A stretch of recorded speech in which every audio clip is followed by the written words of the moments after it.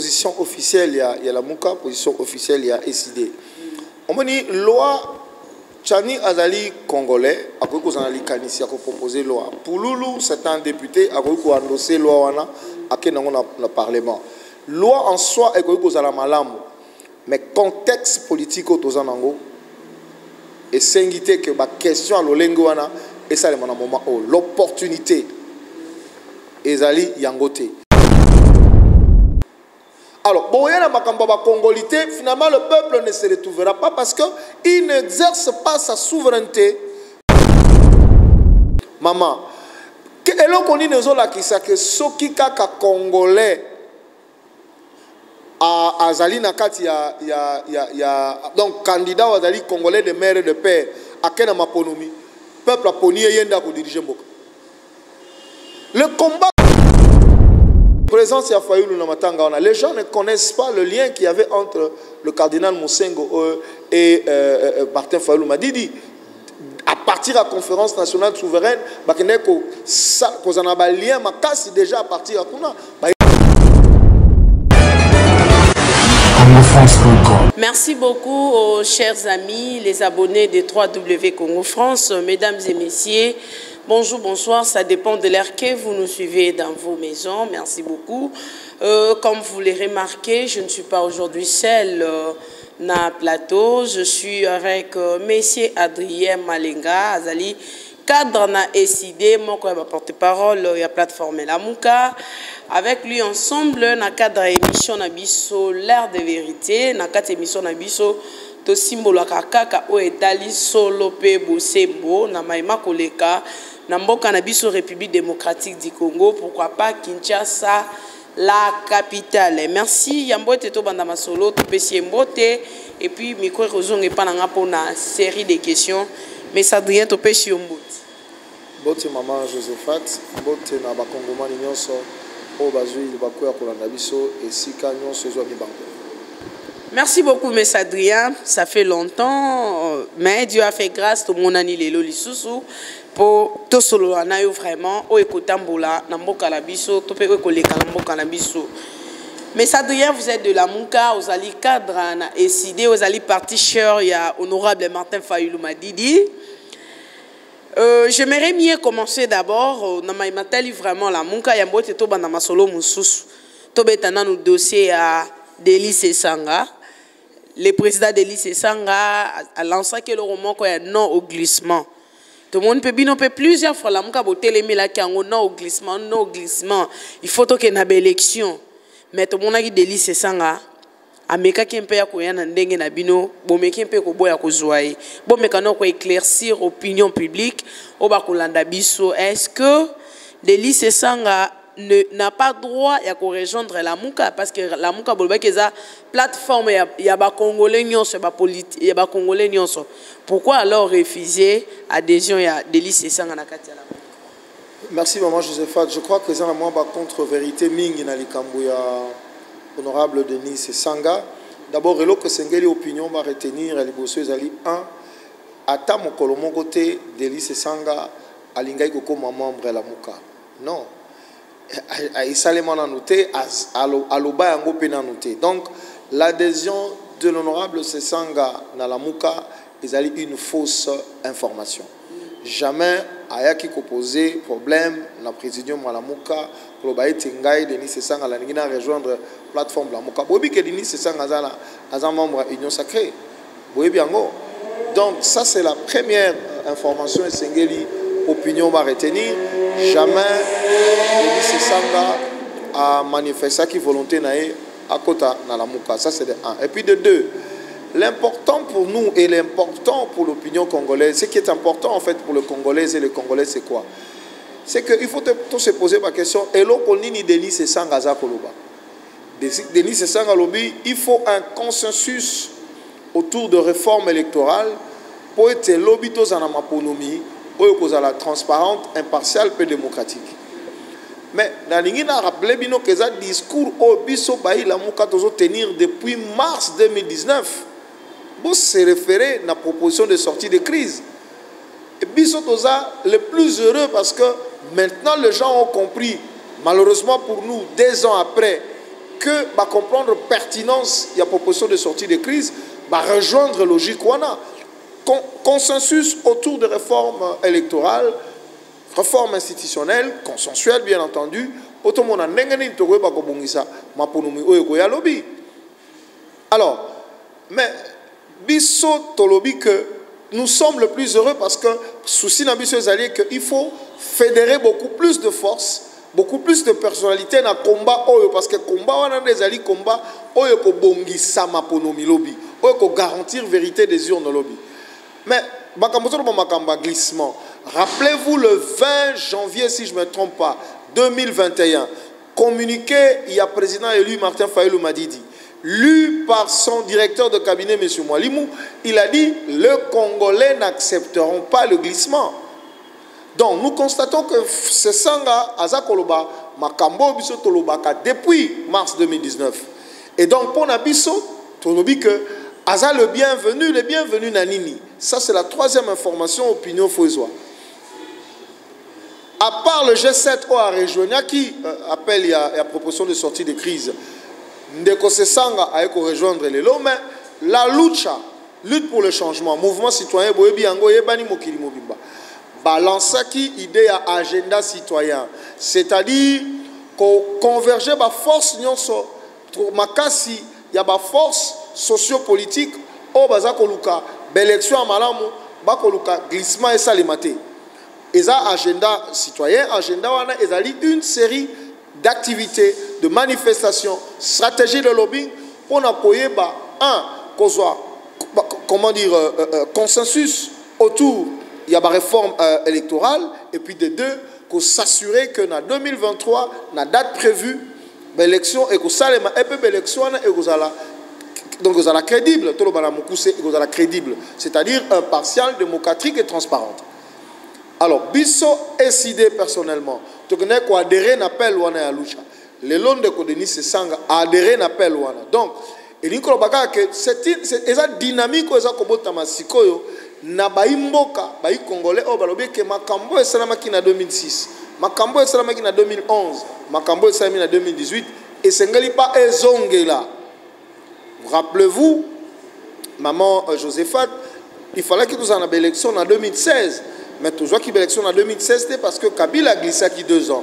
Il t'a dit que l'Europe a élection en 2023 parce qu'il faut ma ponomie et salema, mais pas n'importe quelle ma ponomie. D'où il faut toujours un consensus autour de la réforme électorale de Tinete ma ponomie et Zanamoutuya. Donc, Denis Sesanga Zali le bienvenu dans l'agenda citoyen.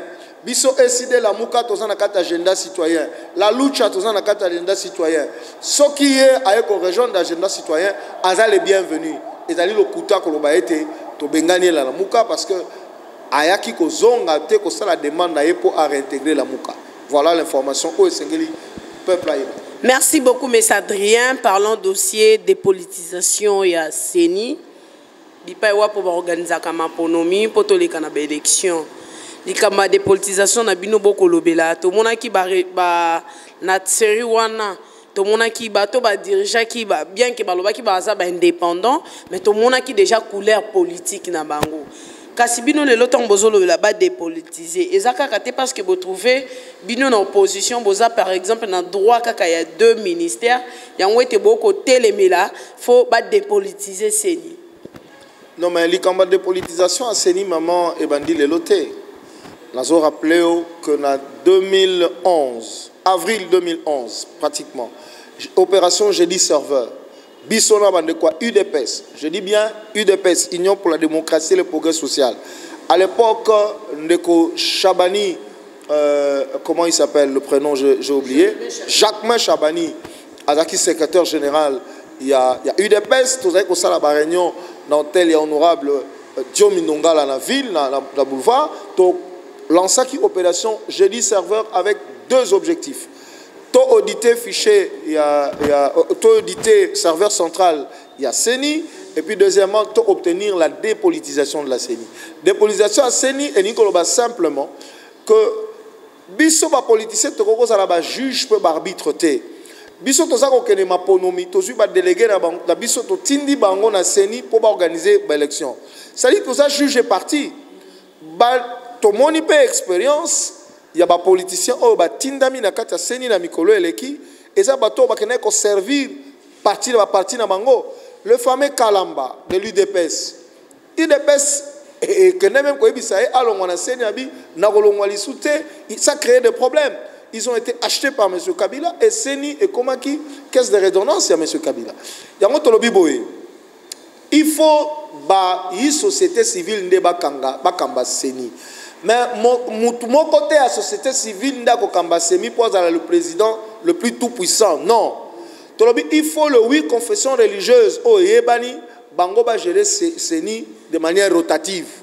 De façon que mon côté, on va somba facilement. C'est toujours difficile d'acheter 8 personnes que d'acheter une seule personne. Et puis, ils ne seront pas les seuls 8 personnes dans le bureau à Seni. À part les 8 confessions religieuses, ils ont 8 délégués à l'organisation de société civile autre que les confessions religieuses. Donc, 16 personnes dans un bureau, plus rapporteurs, comment il rappelle, d'autres recrutés. Donc, tout ça, le bureau à Seni, tout l'ongoli, les politiciens dans le bureau à Seni. Les politiciens qui sont en plénière. Comme ça, gestion de l'opération électorale, gestion du processus électoral proprement dit, et il y a une société civile. Pourquoi vous voulez seulement que la société civile va faire la confiance à les politiciens, alors que les politiciens vont démontrer déjà combien ils sont mal intentionnés, et nous ne pouvons pas faire confiance à cette société civile. Verrouille à ma casse, ça a mis une proposition, et ça a été Tolongoli Likambouya, président Seni le tout-puissant.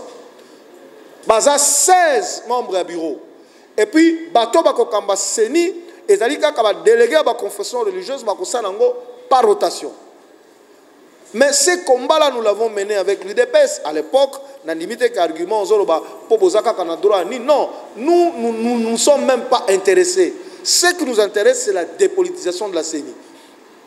Si on dit même que les politiciens ne seront pas dedans, nous serons d'accord. Ce n'est pas question à poste. Parce que ceux qui ont un poste à poste, Metrobi va dépolitiser, Metrobi va l'ongola politicien qu'on a, Baktinda Bango na plénière.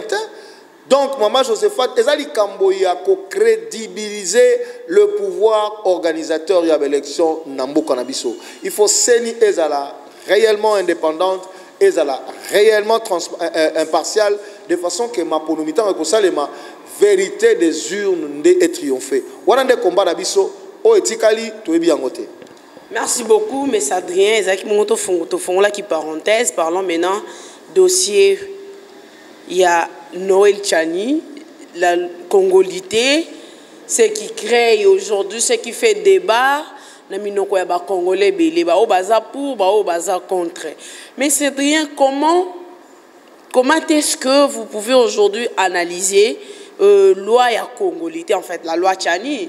Comment est-ce que vous pouvez analyser, vous êtes politicien, beaucoup ça la politique, vous avez besoin d'un changement, pour vous, la loi Tchani, est-ce que c'est une priorité ou encore la loi Tchani, vous trouvez que ce qui est l'Assemblée nationale accepte que bien que ça a été déjà déposé au bureau de l'Assemblée, ce qui est l'eau et que l'équipe, vous trouvez que c'est bon ou c'est mauvais? Si ça passe ou ça ne passe pas, pourquoi? Expliquez-nous un peu, vous, étant que politicien. Non, maman, Josephat, dans la position officielle, il y a la Mouka, position officielle, il y a SID. On me dit, loi, Tchani Azali congolais, après qu'on a proposé loi. Pour Loulou, c'est un député, après qu'on a endossé loi, après qu'on a le Parlement. Loi en soi, est qu'on a la malam. Mais contexte politique au Tozanango, et c'est que la question à l'Olengoana, et ça, c'est mon moment, l'opportunité. Ezali Yangote. D'abord, nous disons que vous ne pouvez pas laisser question au Iwana ezana motuya lokola au Iwana na ba institution ezali illégitime. Bomoni soni au parlement et boaki likolo mboka. Dans tous ba scène de corruption tout le monde na kati parlement ne ba ko somba ba député lokola ba somba kalipa na wenze. Et ce sont ces personnes-là à qui beaucoup sa responsabilité à mokumba lokola oyo. Donc, avec les institutions illégitimes, avec un pouvoir légitime, on ne peut pas traiter des questions aussi importantes. Ata luango ezali malamu ndenge mais contexte ezali malamu te. Ça, c'est la première chose. Deuxième des choses, maman, et là, on dit que soki kaka congolais à Azali Nakati, donc candidat aux Azali congolais de mère et de père, à Kena Maponomi, peuple a poni et yenda pour diriger Mboka. Le combat que nous devons avoir aujourd'hui, c'est le combat, il y a qu'on récupérer souveraineté à peuple. Pour peuple, il y a beaucoup de choses qu'on a dans le président de la République en côté. A Kenda Rabatindia que nous voter, mais Mouto y a poni à côté de Bongate. Alors, bon, il y a ma congolité, finalement, le peuple ne se retrouvera pas parce qu'il n'exerce pas sa souveraineté. Vérité des urnes, parce que congolité, oui, mais nous avons vu que c'est plus de gens qui sont achetés par l'étranger.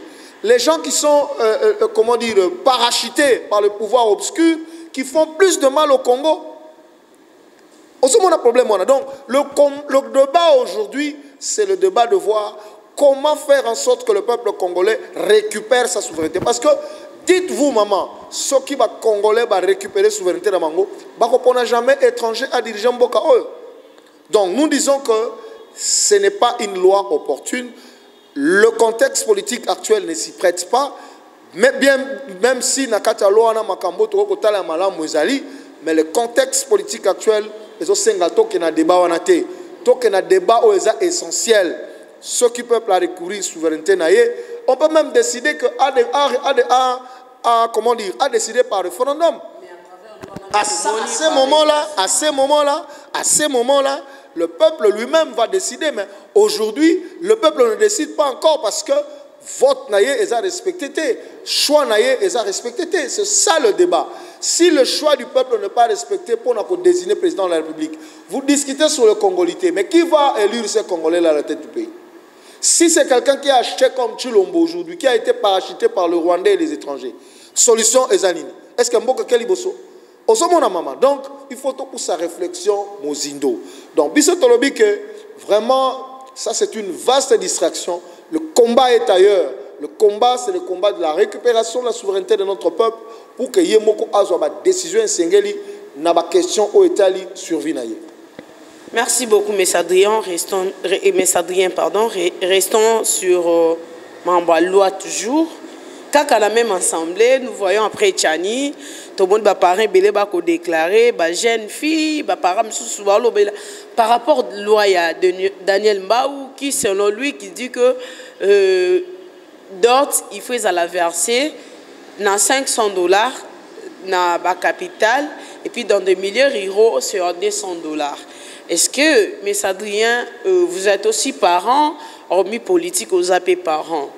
Croyez-vous que quelqu'un qui reste vraiment dans des milliers d'euros, une femme par exemple qui mérite peut-être mieux par rapport à celle qui reste dans le capital, Oya Kobala na $200, vous êtes parent. Réaction par rapport à loi wana Oyo Mbao ayena ou après loi Tchani to moni lelo loi ya Daniel Mbao. Mais maman Josephat, zongi na esprit penza bakoko na biso. Moi je crois que c'est un faux débat. C'est un faux débat parce que d'autres pour la biso ezaka symbolique. Moi je connais des gens oyo ba ko bala mwana alobi epa na biso tozwa ka misolo mingi te pesanga symbole eloko tel. Na tanga bakoko na biso ezaki motako. Ba papa na biso na bakoko na biso bazaki ko banga na motako. Elongwe motako kobi na basengi. Donc c'est symbolique et ça dépend. Il y a culture, il y a bateau na bateau. Donc il faut pousser la réflexion un peu plus loin. Se poser c'est parce que mboka ça gérer malamu te, bato bana musala te. Bato bana misala te, moyen baba na malamu ezate. Parce que ça na mibale mususu bakoyebisa que non, ngana lingi mwasi nga pona honorer, faut na pesa $500. Mais oyebi maman Josephat, na $500 oboza koloba wana ndenge makamusali maka. Oyebi ke famille a moi si faut yamba mobali. Oyebi ke na kati kuna ba réalité est belé. Donc eza ba biloko moko eza complexe. C'est vrai, il a proposé une loi, mais je pense qu'il faut continuer la réflexion et auto tenir compte de la réalité culturelle nabiso en tant que peuple. Mais ce que nous devons faire en tant que politiciens, il faut que ça la mboka et telema pour ba congolais bazwa pouvoir d'achat. mutu pa ko koloba kenake ko bala mwasi na ngai papa nengo éduquer moi no malamu kamata motuka yango na pesi o cadeau et ça cadeau to pesa ke pa baboti soki ba congolais ba na musala te ba ko bala basi ndenge nini. Donc le problème biso ba politicien de au lieu de venir de tant ba na parlement kuna fallait baloba kuna peke ba véhicule na bango ba ko tamba na kuna ko koleka $5,000 te ba ko tambola pe na ba catch po ba médecin ba na grève ba na mituka bazana grève ba futa ma na mute mituka ezate bango bazo ba jeep à $50,000. Il fallait baloba pe ba limiter député moko te na mboko ya ko tambola mutuka za plus de $5,000 po nani ba sénat ba futa ma $80. La réflexion, et moi je conseille à ces messieurs, à ces députés, tout ça, faites des contrôles parlementaires. Malheureusement, ils ont été achetés par Chilombo. Mais le travail à Bissoba politique, c'est ça, tombo la kita yamboka pour pouvoir d'acheter à Congolais mata. Misala et monana, batubakoba na bango sans problème. Batubakoba sans problème. Moutako sa l'économie na soka futa makata $800, $600, à cause de l'économie malé malamu une année après à Bali. 6 mois après, à Bali. C'est ça la question, parce que même le $200 dont vous parlez là, vous voyez bien dans les milieux ruraux, $200, voilà, ils ont la valeur nette à $2,000. Pour moi, ils ont 100 000 francs dans le milieu, mais il faut aller là-bas pour vivre la réalité. Il ne faut pas s'enfermer dans son bureau à Kinshasa, vous commencez à faire des lois comme ça, ils sont loin de la réalité. Donc, c'est une question, beaucoup plus de réflexion. Tout se rabattre dans la culture nabiso, toute la réalité aux mais la chose la plus importante en tant que politique, nous devons faire en sorte que les Congolais soient mis ça là pour la condition malam. Je crois qu'ils ont une solution à Malonga au lieu de proposer la loi. Oh, on a dit la réaction à Batebele Babi, mais c'est quoi cette affaire? Non. C'est une question où il faut tenir compte en réalité. Et moi je pense que c'est une initiative que nous saluons mais qui doit être de plus en plus approfondie. Mais, Nazozong la Likambo, Maman Josephat, rôle na bango bakendaki na parlement ezali batala ndenge nini misolo mboka za kotelema ndenge nini gouvernement ko sala créer misala Chilombo lobaki a créer 30 millions d'emplois a créer ngona ces messieurs devaient se abenga alobalika mona pour ni 30 millions d'emplois et c'est limité parce que ceux qui ba congolais 30 millions bazwa ki misala a malonga longa monde batela ba en désordre. Voilà. Ok, merci beaucoup, chers amis. Tokomi na suka, kasi motuna biso ya suka ezali dossier Matata Ponyo. Matata Ponyo plusieurs fois, babengié na parquet accueilli devant ba juge qu'on s'est présenté. Aujourd'hui encore, mandat d'amener moko batindi contre les sous Matata. Mais ça dirait vous êtes politicien. To éviter dossier Matata, comment vous pouvez analyser? Non, mais Maman Josephat, biso nakati a décidé nakati la muka tolobi boye. Montonyon so oyo azali na a exercer qui pouvoir, azali redevable vis-à-vis ya mboka. Il faut qu'on se justifie ndenge nini yo kambaki musula mboka. Le Premier ministre, c'est lui qui conduit la politique gouvernementale au quotidien du pays. C'est lui qui gère la République au quotidien. Donc il faut rendre compte. Nous sommes tout à fait d'accord. Mais nous ne sommes pas d'accord du fait que justice, est comme une justice à deux vitesses. Ce qui va ministre à IDPS, na makamba Covid, docteur Soki Eteni Longonde, Soki Rani Kuna, va détourner bon à Covid plus de 20 millions de dollars à Mutakosolité. La famille Tshisekedi dans le mine, ils étaient dans le cadre, il y a un programme à 100 jours. Pour Vital Kamena dans la prison, pour na 57 millions. Mais pour gens 100 jours, c'est plus de 450 millions aux acquis déboursés. Ils ont même pris le réserve d'échange à la Banque centrale pour pas financer le projet Wana. Mais toute la famille Tshisekedi et ses amis qui sont venus de l'Europe pour passer un mandat pour aller en Bongwana. Donc, tolobi que il faut justice et ça la mosala nango lolenge moko na bato nyonso. Mais ce qui matata a géré Kimboka au Premier ministre, a tchaki le boko na caisse à l'État. Il faut rendre compte. Mais à rendre compte, il faut la justice.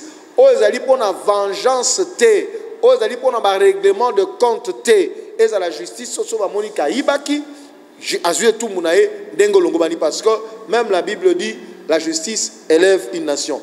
Mais il faut à la justice, il y a solo, et à la justice, il y a double vitesse. Donc, ça c'est eza bango na bango bako boma na makamna bango ba ebine mako se rendre ba compte, mais je crois que pour Nabiso et sengeli pouvoir moko légitime et kota et fani sa justice à malonga pour mboka Nabiso et kende liboso. Mais Adrien, merci beaucoup. Les propos d'Ambongo, au Batoyele, Bakongolais, M. Bakomi, Kolobano, Tozaki Namatanga, mais comment Ambongo peut prêcher, prédication moins, mais Bamboa qu'elle a ébélé. Ébélé va créer un débat, et puis présence à Fayoulou, ça crée des débats. Mais je ne comprends pas, parce que le pasteur, nasi bato bakulubandingo na bakendaka église, même dans l'église de réveil, le pasteur namso bateaka, balobakalikambo ya ko vivre à peuple. Yesu ye moko afandaki baye ko ebisa ye mais social ya bato no surtout fandisi bango aweza malamu te asengi mapana mbisi abongoli yango bato bale pasteur soka lobi que peuple ata okufa nzala mosengo abundaki pote peuple congolais na malamu soki tolingi to honorer mémoire na ye pasteur na biso mosengo il faut biso ba politicien to sala ete peuple alia biso moko ate to ngboloko peuple azana na nzala ndewe sali problème yango na polémique. Et puis, présence à Fayoulou Namatanga, les gens ne connaissent pas le lien qu'il y avait entre le cardinal Mosengo et Martin Fayoulou Madidi. À partir de la conférence nationale souveraine, lien déjà à partir de depuis au même moment avec le fait de à son âme. Donc, Martin Fayoulou, le président élu, ne pouvait pas manquer un obstacle qui est cardinal. C'est impossible. Ayaki wana ayaki motote ayaki kolela tata cardinal point barre ba ba kosala ba commentaire na mango ba seli ba commentaire na ningi pe ba sala ba commentaire na réaction à peuple parce que tant on met Cécilie le président élu abimaki ba moni population zuye na banzemba ke kotika tina résidence na e wana commentaire ezate faut pas se rappeler ba commentaire wana. Donc moi je pense que Ambongo en tant que pasteur asali mosala na tu sais même batebele balobaka ba yebi pena makamwa Biblia malamu te. Même à l'époque d'Israël, les rois ont consulté les prophètes. Les prophètes ont dit que le peuple a commis une injustice. La Bible n'interdit pas à un pasteur de prêcher à un dirigeant. Ceux qui ont une politique, ils ont l'État, ils ont une église. Pasteur Kalobano lokola wana politique te à côté ya kimoyibi abike Bible pe kisi moyibi yo mto yibaka tika ko yiba bongo na motema wana bwakele ombwakela balobaka ke libanga molili oya koloba ai c'est que libanga nzaki ayi likamambwake ezalite pasteur asai musana e eloko toloba likambwa pasteur ekofwa kima wa kende États-Unis ka be yango. Mais c'est le rôle du pasteur, c'est le rôle de l'église. L'église c'est la vérité. Tant que anti valeur les alliés église ko yako ebisa bino makambo boko sala botika nana yebite que awa na mboka o la majorité ba congolais ba ko mona pasi kaka Tshisekedi na ma camarade na ina famille biologique na e nde ba ko mbolombo ko leta ba ko vivre malamu nana yebi ngote soki pasteur alobi yango nde communique mambo kera ezali ka mambo kera te ezali vérité soit comme ezali vérité. Merci beaucoup. Tokomina suka yamaso na biso ya lelo.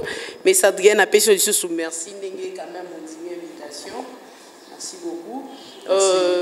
Mot de la fin ba congolais ba retenir surtout ba bazan na diaspora. Non, ba ndeko diaspora d'abord longoli na bango na onyo so ba ko sala pona mboka pona biso awa mais loko sengeli ba kongomani ba retenir les ali que Mikolo ezakoya na cadre de agenda citoyen autochtone de Lobawa o ezako fédérer ba force nyonso o balingi changement balingi élection à solo pe balingi comment dire glissement ezalate to ko banda une série de manifestations. Nous serons dans la rue, on sera dans le sitting, on va vraiment en tout cas être au front de façon que tu obtenir consensus sur la réforme électorale, peut obtenir une élection crédible, transparente, impartiale en 2023 et c'est notre combat aujourd'hui. Tout se préparer et si nous sommes même dans la diaspora, tout le monde bakson baza ko sala ba marche ba sitting ba ko sala kuna bravo biso pe awa to ko sala biso no to fédérer ba force. Il faut qu'on mette la pression sur ces pouvoirs illégitimes de M. Kabila, M. Chilombo na M. Kabila, de façon que tout récupérer souveraineté peuple na biso pe mboka ebanda ko kambama lokola elongo bani. Merci beaucoup à Diki qui était derrière la caméra. Pourquoi pas à toute l'équipe technique de Congo France. À nous revoir à la prochaine. Bye bye.